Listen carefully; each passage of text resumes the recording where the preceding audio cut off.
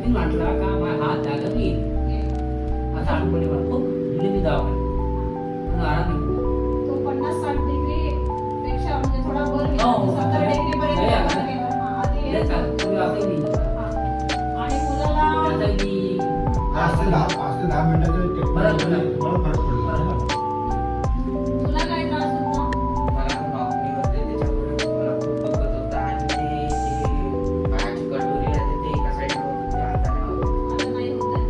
आणि तुम्हाला ऑपरेशन सांगितलं डॉक्टरांनी. 1-2 लाख खर्च सांगितला. एका गुडघ्याला 1 लाख. हो. असे 2 लाख तुम्हाला खर्च करायचे होते.